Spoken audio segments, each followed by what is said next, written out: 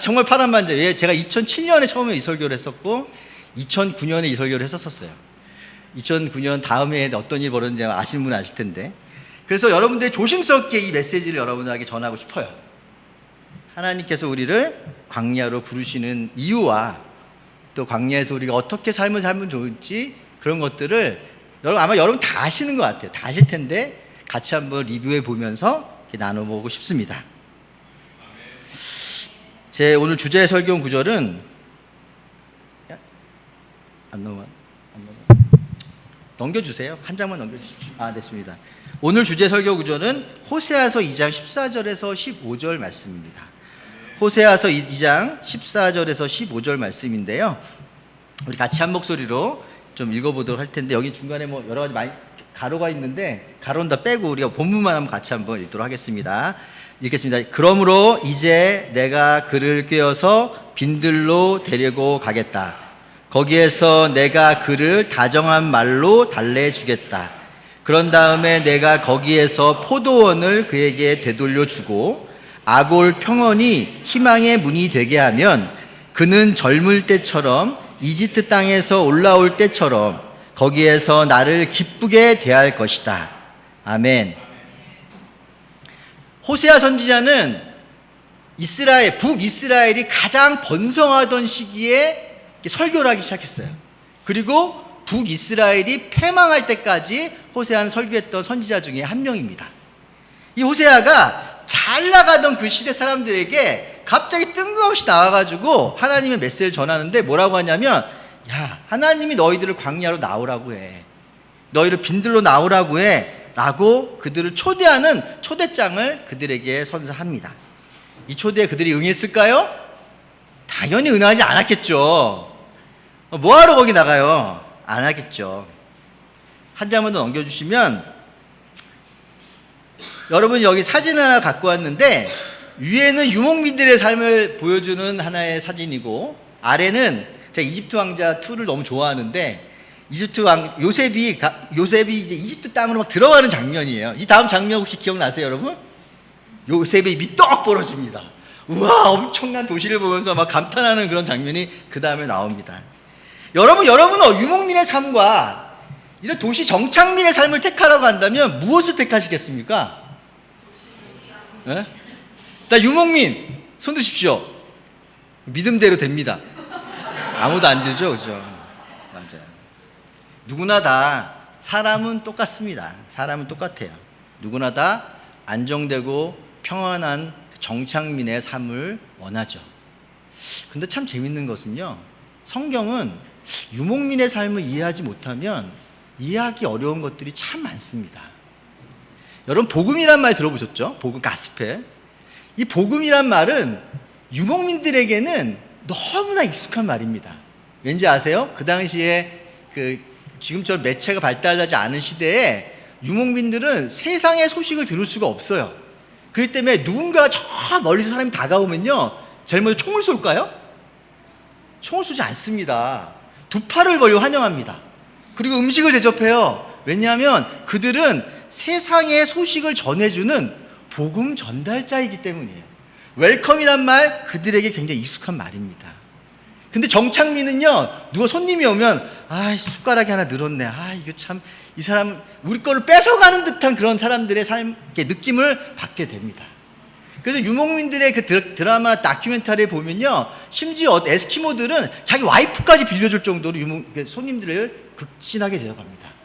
왜냐하면 그들의 삶에는 항상 부족함이 있었고, 그것을 채워줄 수 있는 오는 사람들은 채워주러 오는 사람들이라고 생각하기 때문이에요. 그래서 참 재밌는 거는, 성경은 이 유목민의 삶을 이해하면 이해할수록 더 많은 것들을 깨닫게 되는 것이 많아지는 책인 것 같습니다. 그렇다고 유목민을 살라고 하시는 건 아니고요. 그래서 제가 성경을 한번 전체적으로 한번 좀 다음 페이지 생각을 한번 정리를 해봤는데요. 내가 작동을 하는 거야. 성경을 전체적으로 한번 훑어보려고 합니다. 여러분, 성경 노아의 홍수부터 시작을 하잖아요. 창세기는 어차피 빼고. 여러분, 노아의 홍수가 역사적 사실이라는 거를 믿으십니까? 네. 아멘. 안 믿는다고 하면 없겠죠. 제가 요즘 그 창조과학 박해에서 하는 세미나에 굉장히 지금 참여를 적극적으로 하고 있는데, 거기에서 이제 그 선교사님들과 같이 이렇게 수업을 제가 듣고 있어요. 그러면서 그분들의 수업을 들으면서 저에게도 하나의 꿈이 생겼습니다. 그걸 좀 이따 나눌 텐데요. 이 성경은 노아의 홍수가 끝나고 난 다음에 하나님이 명령을 내렸는데 뭐라 그러냐면 흩어지라고 명령을 했거든요. 흩어져. 너 흩어져라. 왜 흩어져야 되냐면 거기 바벨탑이 있었던 지역에만 그들이 모여있기 때문에 땅끝까지 이르러서 복음이 전해져야 되는데, 하나님이 전해져야 되는데 모여있으니까 흩어지라고 하는데 안 흩어지잖아요. 그래서 어떻게 하죠? 언어를 깨부시잖아요. 언어를 깨부셔서 드디어 그들이 흩어놓습니다. 그래서 흩어졌던 사람들 중에 몇몇 사람들이 우리가 잘 아는 우르와 하란에 정착을 합니다. 이게 누구죠? 아브라함이에요. 아브라함. 근데 아브라함한테도 하나님이 야 그만 정착생활 그만하고 따라와, 날 따라와 해서 그들을 부른 땅이 있어요. 그 땅이 어디죠? 가나안 땅입니다. 가나안 땅은 젖과 꿀이 흐르는 땅입니까? 맞아요? 살기 좋아요?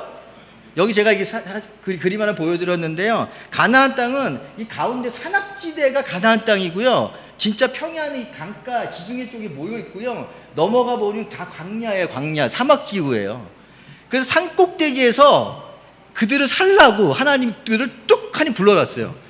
아브라함이 와서 그랬을 거예요. 딱 보자마자 아니 하나님 나하고 약속한 게 다르네요. 이렇게 얘기했을지도 몰라요. 굉장히 척박한 환경입니다. 그래 놀라운 건 뭐냐면 저 땅은 30배, 60배, 100배의 축복을 받을 수 있는 땅이었어요. 왠지 아세요? 하나님이 함께하면 가능한 땅이었어요. 참 유대인들의 기후를 이렇게 공부하다 보면 재밌는 사건이 벌어지는데, 건기에 동풍이 막 불어오거든요. 동풍은 사막에서 동풍이 엄청나게 불어오거든요. 근데 그 사막이 뭘 가져오신지 아세요? 뭘 실어오죠? 모래를 실어와요. 산악지대는 바위덩어리밖에 없잖아요. 거기 흙이 없어요. 그래 모래 실어온 그 모래 흙을 그 바위덩어리 위에 올려놓으면 표층이 생겨요. 그래서 저기 이스라엘 백성들은 그 주변에 돌로 쌓아가지고 이거를 흙을 가두는 그런 농사를 짓습니다. 그 동풍이 안 불면요 농사를 지을 수가 없어요. 또 뭐가 필요하죠? 물이 필요하잖아요. 그래서 이른비라는 게 성경에 나와요. 이른비에 엄청난 폭우가 내리면 어떻게 되는지 아세요? 그 흙이 다 쓸려가 버려요. 그러면 그네의 농사는 제로가 됩니다. 참 신기해요. 그래서 촉촉하게 비를 뿌려줘요. 그러면 씨앗을 탁 심으면 어떻게 될까요? 잘 자라겠죠. 그러면 겨울에 또 한 번이 비가 와요. 그때도 폭우가 쏟아지면 어떻게 되죠? 전멸인데 촉촉한 비가 옵니다. 어디서? 이 지중해에서 날아온 비가 촉촉하게 뿌려줍니다. 그리고 마지막 늦은 비라는 것이 오기 시작해요. 추수하기 전에. 예, 곡식이 잘 자라서 마지막 열매를 연글어야 되잖아요. 너 농사를 안 지어봐서 모르겠지만 연글 때쯤 되면 늦은 비가 옵니다. 촉촉하게. 그러면 정말 작년에 망쳤던 농사도 올해 100배의 수확을 할 수 있다고 하더라고요. 하나님이 전적으로 함께하지 않으면 살 수 없는 그 땅이에요. 그래서 저기가 젖과 꿀이 흐르는 땅이죠. 한 장 슬라이드만 넘겨주세요. 이런 땅입니다. 척박한 땅이 약간의 녹초가 되면서 이렇게 순환하는 이런 구조가 가난한 땅의 구조를 가지고 있습니다. 한 장 더 내려주세요. 이렇게 살던 사람들이 드디어 애굽 땅에 정착하는 스토리가 출애굽기부터 나타나기 시작하죠. 그랬을 때 거기서 잘 먹고 잘 살았나요? 아니요.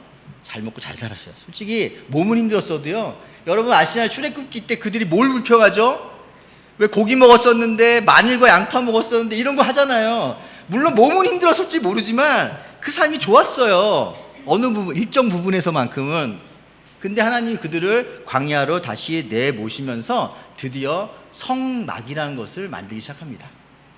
그리고 그들이 다시 그 광야의 모든 시간을 거치고 난 다음에 가나안 땅에 들어가서 다시 정착민의 삶을 살아요. 근데 또 어떤 일이 벌어지죠? 거기서 하나님을 잊어버리잖아요. 그래서 그들을 다시 하나님이 또 다시 그들을 또 광야로 내몰기 시작합니다. 그래서 북이스라엘은 막 바벨로니아 아니면 페르시아한테 막 끌려다녀서 정말 그들이 디아스포라의 그 민족의 삶을 살게 됐죠.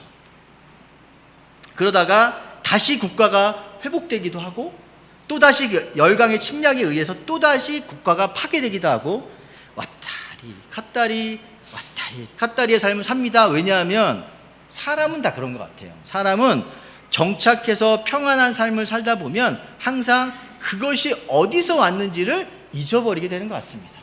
그래서 성경은 계속 이런 무한 반복의 순환의 역사가 계속해서 이어져 가고 있습니다. 제가 중간에 성막과 성전에 대한 사진 하나 가져왔는데, 저는 성경을 읽을 때마다 이렇게 성막과 성전의 차이를 저는 분명하게 저는 느끼고 있습니다.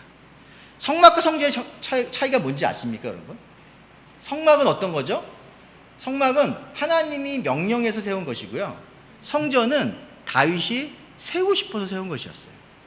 성막의 의미는 무빙 템플, 하나님이 거주하시는 곳은 바로 하나님의 땅이고 하나님의 백성이라고 하는 어디든지 갈 수 있는 하나님을 의미하는 것이라면, 성전은 유대인의 하나님을 원하는 그런 유대인의 민족의 염원이 담겨져 있습니다. 그게 만약에 그 염원이 올바른 염원이었다면 저는 솔직히 성전이 지금까지 살아있을 것 같아요. 하지만 성전은 파괴되었습니다. 왜 파괴되었냐면 하나님이 성전이었기 때문이에요. 그래서 예수님께서 십자가에 달 돌아가신 다음에 성전 휘장이 쪼개지잖아요.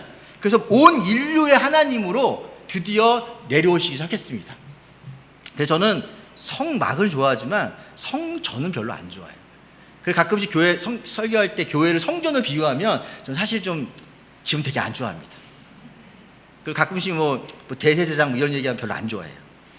그래서 하여튼 그렇습니다. 그러다가 교회가 드디어 시작이 됐고요. 또 그 교회마저도 하나님은 흩어놓으십니다. 왜요? 땅 끝까지 복음이 전해져야 되잖아요. 흩어놓으셔요. 그런데 참 재밌는 건 얼마 있지 않아 또 여기 로마 국교회라고 적었는데 교회가 국가교회가 돼요. 그때부터 여러분 무슨 어떤 일이 벌어졌는지 아시죠? 교회가 타락하기 시작합니다. 엄청난 타락이 벌어져서 결국엔 교황제, 1인 통치자, 하나님 대신에 누군가 서 있는 그 자리까지 오르게 되는 교황제가 만들어졌고요. 그 다음에 여러분 잘 아는 종교개혁이 일어났습니다. 종교개혁에는 두 가지 흐름이 있었는데, 하나는 리포메이션이라는 흐름과 레스토레이션이라는 흐름이 있어요. 이 얘기를 꼭 말씀을 드리고 싶었던 거는 뭐냐면, 여러분 저희 교회는 우리는 어디 흐름의 후예일까요? 레포메이션일까요? 리스토레이션일까요? 리포메이션과 리스토레이션의 차이점이 뭐냐면, 리포메이션은 사도시대 이후부터 교황시대 종교개혁 이전까지의 모든 역사가 하나님이 만들어주신 역사라고 인정을 하고 그 중에 잘못된 부분만은 개혁하면 된다라고 생각하는 사람들이 리포메이션 주의자들입니다.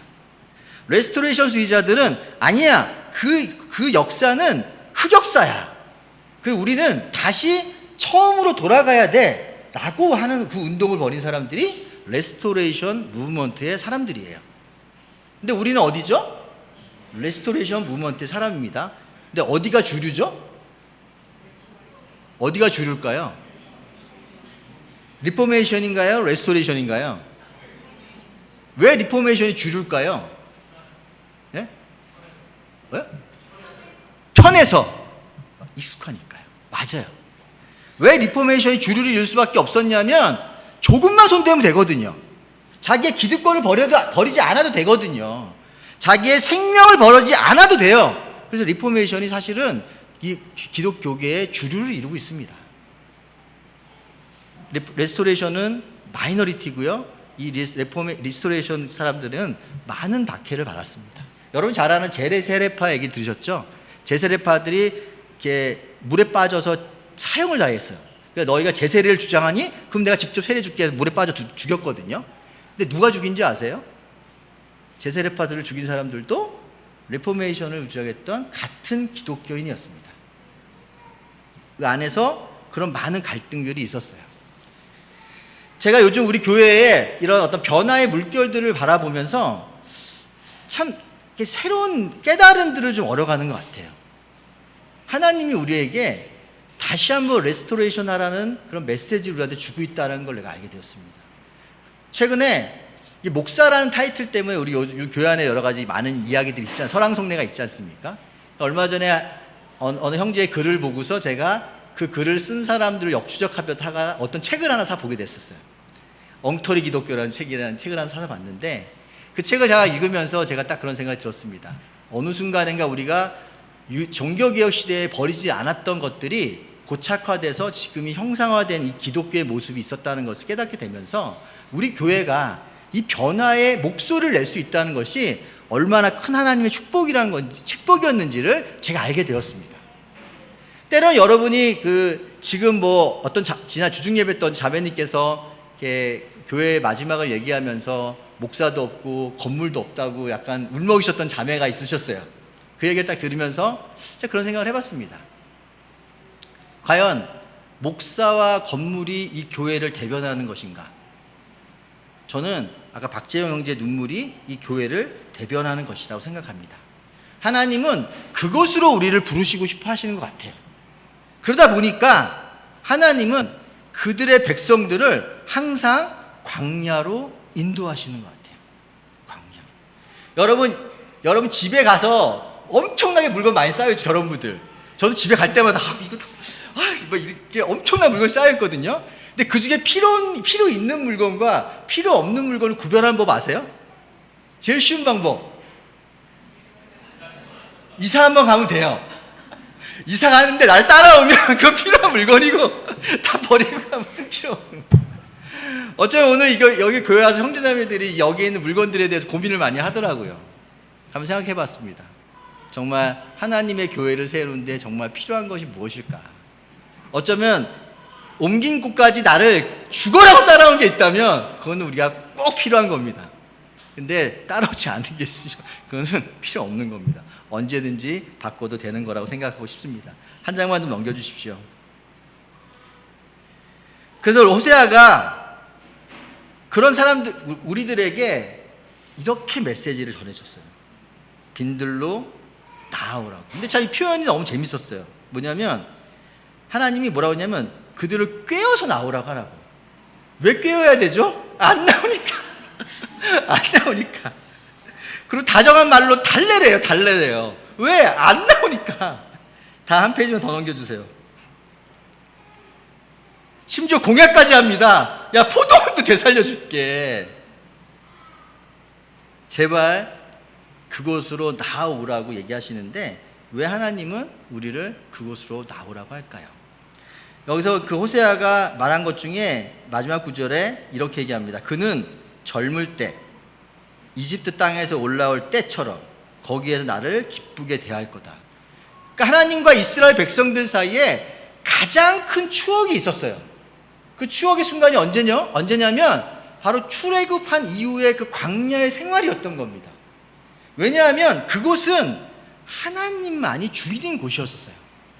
제가 광야란 찬양을 여러분과 함께 들어보시라고 했는데 거기에 몇 가지 대목들 중에 마음에 꽂히는 대목들이 있는데 주님 손 놓고는 단 하루도 살 수 없는 곳이라고 광야를 얘기하거든요. 출애굽한 백성들이 광야에 있었을 때 그들은 하나님의 손을 놓고서는 절대로 살아갈 수 없는 그런 곳에 그는 놓이게 되었습니다. 슬라이드 하나만 넘겨주세요.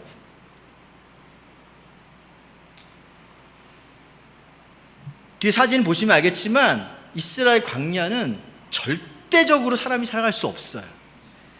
그게 필요한 모든 것을 하나님이 공수해 오지 않으면 절대로 할 수 없는데 이 이스라엘 백성들과 하나님 광야에서 많은 추억들을 쌓으셨습니다. 물론 그 안에 많은 흑역사들도 많죠. 여러 가지 많지 있지만 하나님과 우리 사이에 큰 추억의 장소였습니다. 그래서 모세는 그 시간을 이렇게 표현했습니다. 다음 페이지 넘겨주시면 신명기 32장에 모세는 그 시간을 이렇게 이야기하고 있습니다. 같이 한번 읽겠습니다. 주께서 광야에서 야곱을 찾으셨고 짐승의 울음소리만 들려오는 황야에서 그를 만나 감싸주고 보호하고 당신의 눈동자처럼 지켜주셨다. 마치 독수리가 그 보금자리를 뒤흔들고 새끼들 위에서 퍼덕거리며 날개를 펴서 새끼를 받아 그 날개 위에 업어 나르듯이 주님께서만 홀로 그 백성을 인도하셨다. 다른 신은 옆에 있지도 않았다고요. 하나님과 함께 했던 그 광야의 시간은 오로지 하나님과 이스라엘 백성들만 함께 했던 시간이었습니다. 그때 하나님이 주고 싶어 했던 건 뭐냐면 내가 어떻게 너희를 보호할 수 있는지, 나와 함께한 백성들을 내가 어떻게 도울 수 있는지에 대한 것들을 모두 보여주셨어요. 모두.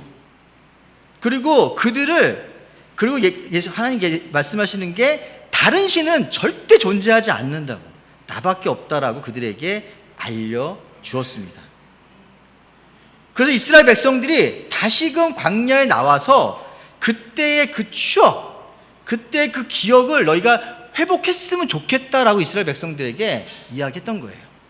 왜냐하면 그때 당시 이스라엘 백성들은 굉장히 흑역사의 시간을 보내고 있었기 때문입니다.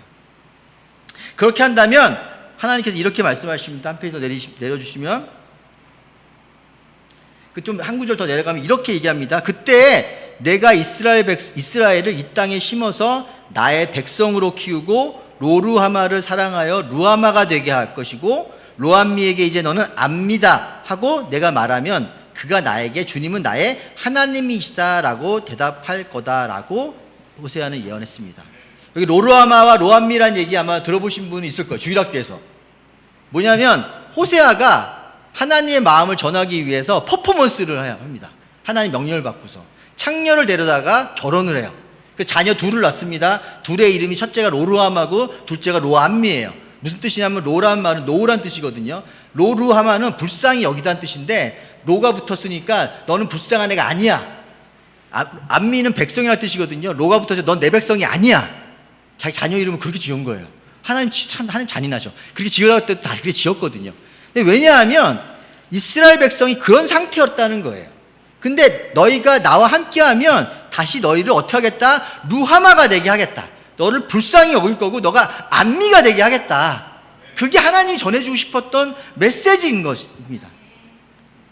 하나님이 정말 우리가 어딘가에 정착하고 하나님 주 축복 가운데서 무엇인가를 놓치고 있을 때마다 하나님은 우리에게 다시 그곳에 나오라고 손짓을 하시는 것 같아요.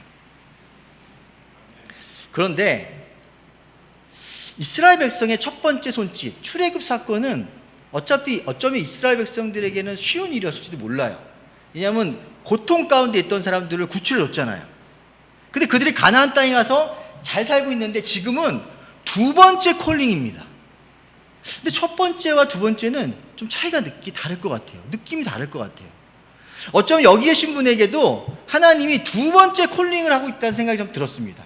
여러분, 처음에 제자가 됐을 때 우리는 마치 출애굽 백성처럼 우리 죄에서 탈출하는 그런 기쁨이 있었기 때문에 광야 생활이건 무슨 생활이건 다 예스 하면서 여기까지 오지 않았나요, 여러분? 그때는 뭣도 모르고 왔어요. 근데 와보니까 잘 먹게 되고 잘 살게 되고 좋은 일이 벌어지고, 물론 안 좋은 일도 있겠지만 다 복받았다는 얘기는 아니고, 그런 일 가운데 있다 보니까 있는 우리들에게 하나님 두 번째로 다시 나오라고 하고 있어요. 지금 그 질문에 대한 느낌은 다를 것 같습니다. 여러분 어떠세요? 또 부르시는데 나가고 싶으세요? 생각 잘해야 됩니다. 이거 대답하면 바로 나갈 거예요. 아마 쉽지 않을 것 같아요, 우리 마음속에. 근데 그러기 때문에 하나님의 이 부르심과 그 시간은 우리에게는 많은 것을 생각하게 하는 시간인 것 같습니다.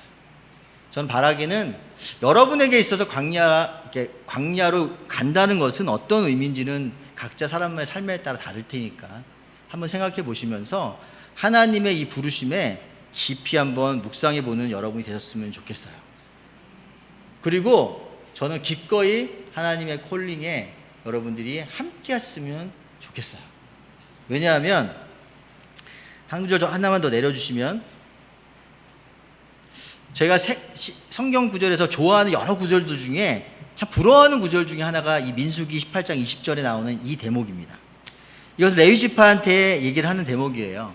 레위지파는 땅을 물려받지 않았죠. 유산이 없었던 지파였기 때문에 레위지파에게 이렇게 얘기하거든요.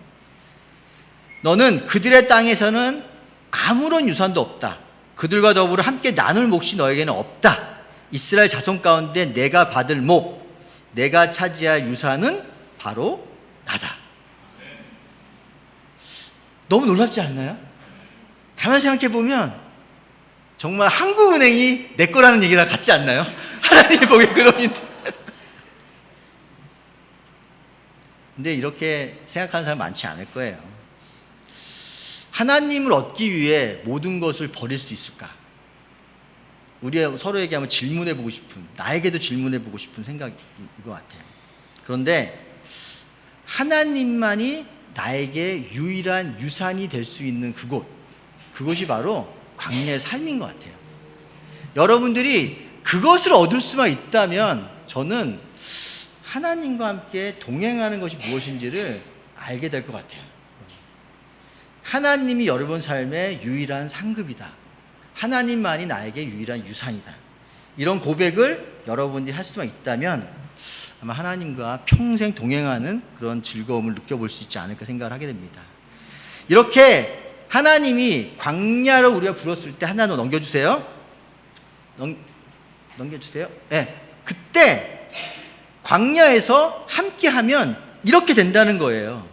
젊을 때처럼 이집트 땅에서 올라올 때처럼 거기에서 다시 한번 나를 기뻐하게 될 거라고, 하나님을 기뻐하게 될 거라고 합니다. 그 자리에 가면 그 하나님과 함께 그 동행하는 하나님과 함께하는 그 자리에 서게 된다면 다시 한번 너희는 첫사랑을 기억하게 될 것이고 그때를 생각하면서 다시 한번 너와 나의 기쁨의 제회를 할 수 있을 거다. 그러한 다음에 하나님 우리에게 원하시는 게 그 다음에 마태복음 3장에 3절 나오는 광야에서 외치는 자의 소리라는 생각이 좀 들었습니다. 여러분 세례 요한 잘 아실 테지만 세례 요한인 그 광야의 에센파들과 함께 살았던, 정말 평생을 함께 살았던 사람이에요. 그때 하나님과 함께하면서 그가 들었던 외침, 그걸 가지고 예수님을 예비하는 사람이 되었지 않습니까? 저도 아마 하나님께 일상교회를 다시 한번 그 광야를 부르신다면 왜 부르실까? 무엇 때문에 부르실까? 어쩌면 주님을 예비하는 일을 하기 위해서, 이 교회를 쓰게 하기 위해서 이 일을 하신다는 생각이 들었습니다. 제가 어떤 형제와 예배 준비 모임 때 그 얘기를 하더라고요. 일상교회가 왜 나왔는지. 북한 미션을 위해서 왔대요. 제가 그 얘기를 다 들었어요. 북한 미션. 그렇구나. 저도 아내와 이야기하면서 요즘 북한 얘기를 많이 합니다. 북한이 지금 전례 없이 힘들잖아요. 너무 힘든 시간을 보내고 있거든요. 근데 정말 그들에게 복음을 전해줘야 될 텐데, 그 복음을 전해주는데 가장 큰 역할을 할 수 있는 사람은 대한민국밖에 없잖아요. 그죠? 그래서 제가 일사는 형제자매들의 입에서 이 북한에 대한 이야기가 많이 나오는 얘기를 들으면서 참 마음이 참 기뻤습니다.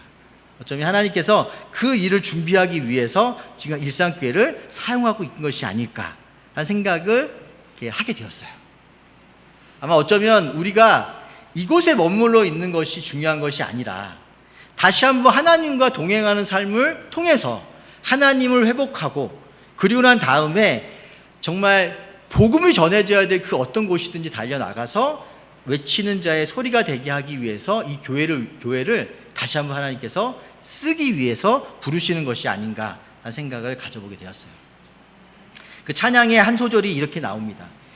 그 찬양에 이런 소리 나오거든요. 내 자아가 산산이 깨지고 높아지려 했던 내 꿈도 주님 앞에 내려놓고 오직 주님 뜻만 이루어지기를, 나를 통해 주님만 드러나시기를, 광야를 지나며, 이런 찬양이 그 소절이 나오는데 정말 제 마음에 많이 울리더라고요. 광야의 삶이란 무엇일까? 바로 저런 것 같아요. 하나님의 뜻만이 내 안에서, 내 안에 오직 주님만 드러날 수 있게끔 도와주는 그 시간들, 그래야만 우리가 기꺼이 하나님을 위해서 쓰임받을 수 있지 않을까, 그런 생각을 갖게 되었습니다. 솔직히 우리 교회가 요즘 많은 혼란의 시간을 겪고 있어요. 우리 딸도 알아요. 우리 애들도 하도 많이 들어가서 다 아는데, 근데 그 혼란의 시간이 누구의 잘못을 얘기하고 싶지는 않습니다. 어쩌면 이건 시스템의 잘못인 것 같아요.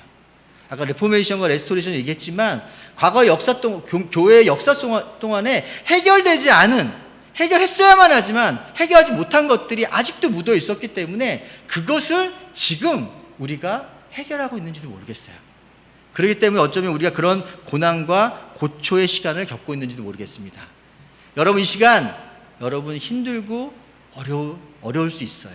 하지만 저는 이 시간이 지나고 난 다음에는 하나님과 함께 우리가 진짜 동행하는, 정말 기독교 역사 가운데서 유례를 찾아볼 수 없는 그런 좀 아름다운 교회를 우리가 만들어 나갈 수 있지 않을까? 아니면 우리 때는 안 될 수 있어요. 하지만 우리 아이들은 그렇게 좀 더 가까운 교회를 만들 수 있지 않을까, 그런 희망을 가져보게 됩니다.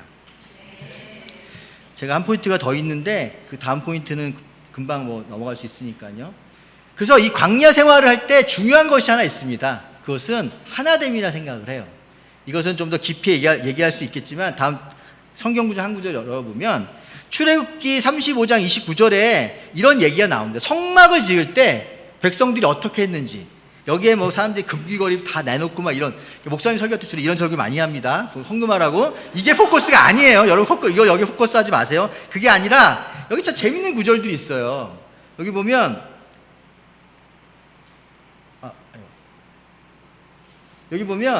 재주 있는 여자들은 손을 실을 집었다고 이런 얘기 나오고요. 타고난 재주 있는 여자들이 염소들을 자아냈다 이런 게 나와요. 그래서 자매들 이게 하라는 얘기는 아니고요. 하나님이 성막을 지을 때 수많은 사람에게 재능을 줬어요. 그 일을 할 수 있는 능력을 줬어요. 교회가 그런 곳입니다. 하나님이 절대 하나님의 교회를 거저 세우지 않으세요. 무노동 무임금 아닙니다. 여러분 모두에게 일할 수 있는 능력을 주실 거예요.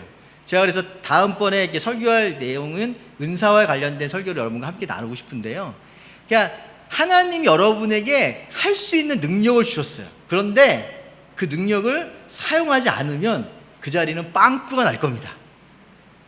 우리 모두가 함께 자신의 역할을 다 할 수 있으면 그 교회는 하나님이 보기에 온전한 교회, 광야에서 살아남을 수 있는 그런 교회가 될 겁니다. 여러분 모두가 이 교회를 떠나 나갔을 때 그런 마음과 그런 마음가짐으로 그 교회에 참여할 수만 있다면 이 교회는 정말 광야를 아름답게 하나님께 좋은 추억을 가지면서 건너갈 수 있는 그런 교회가 될 거라 생각하고요. 한 구절 더 넘겨주시면, 자, 이 초막절이에요. 초막절. 여러분 유대인의 명절 중에 초막절 있는 거 아시죠? 이 초막절은 유대인들에게 신년이 있습니다. 1월. 우리나라 따는 1월이 있어요. 1월 1일이 나팔절이라고 해서 1월 1일을 알리는 신년 행사 나팔을 불고 나면 1월 10일이 되면, 1월은 아닙니다. 1월 10일, 그러니까 우리로 따지면 1월 10일이 되면 대속죄일이라고 있어요. 속죄 제사를 지니고 15일 날부터 일주일간 광야에 나가서 초막을 짓고 사는 게 초막절이에요. 유대인들은 예수님을 잘 인정 안 하기 때문에 그들은 아직도 출애굽 광야의 그 시간을 추억하고 싶어 합니다. 그래서 대대손손이 지금도 초막절 행사를 거대하게 치르고 있어요. 마치 우리가 매주 예배에 성찬을 드리듯이. 여러분 우리는 하나님과 광야의 동행을 평생 해 나가야 될 그 나그네의 삶을 사는 사람들이에요. 우리는. 여러분 우리의 삶은 정착민의 삶이 될 수가 없습니다. 결코 정착할 수 없어요. 왜냐하면 정착하려 하면 하나님은 반드시 우리를 끄집어내시기 때문입니다. 꿰어내시든 달래내시든 폭력을 행사하시든 어떤 방법을 쓰더라도 우리는 하나님의 주인이 될 수 있는 그런 삶을 살도록 우리를 계속해서 인도해 나가실 거예요. 그때 지혜로운 그리스도인들, 지혜로운 크리스찬들은 하나님의 게임에 민감합니다. 민감해요. 하나님의 소리에 민감해요. 그래서 하나님이 가라 하면 가요. 하나님 서라 하면 섭니다. 저는 그런 그리스도인이 되고 싶습니다. 저는 여러분 모두가 그런 그리스도인이 되길 바라요. 하나님께 민감해서 하나님이 가라 하면 그냥 군말 없이 가세요. 복된 길이거든요. 하나님 멈추라면 군말 없이 멈추세요. 그럼 돼요. 그러면 여러분의 삶은 하나님과 함께 동행하는, 그렇다 순탄한 삶은 아니에요. 순탄한 얘기는 아닙니다. 여러분 그 동행하면서 하나님을 얻을 수 있는 그런 삶을 살 수 있을 거라 너무나 믿습니다. 한 장만 더 내려주시면 이제 광야 찬양의 그 타이틀에 이런 문구가 달려 있더라고요. 광야는 주님만이 내 도움이 되시고 주님만이 내 빛이 되시고 주님만이 내 친구가 되시는 곳이라고. 저는 여러분들이 이번에 이 장소를 떠나서, 하여튼 그 자매 이영수 자매가 광야교회라는 얘기를 썼었는데 광야의 교회로 나아가는 여러분들이 너무 자랑스럽습니다. 여러분이 하나님의 그 꾀임에 넘어가셨든 하나님의 달램에 넘어가셨든 아니면 기꺼이 하나님과 소통을 하셨든지 상관없습니다. 여러분들이 기꺼이 광야교회와 함께 하신다면 저는 여러분들이 약속하고 싶은 것이 하나 있습니다. 하나님이 약속하고 싶은 거 뭐냐면 여러분들은 젊을 때처럼 이집트 땅에서 올라올 때처럼 거기서 하나님과 깊은 대화를 할 수 있을 것 같아요. 하나님의 살아계심을 느낄 수 있으리라 믿습니다.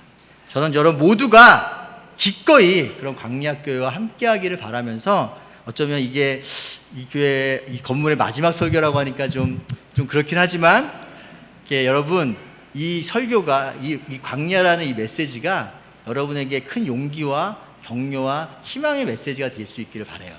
왜냐하면 그곳에는 하나님이 살아계시기 때문입니다. 말씀을 마치도록 하겠습니다.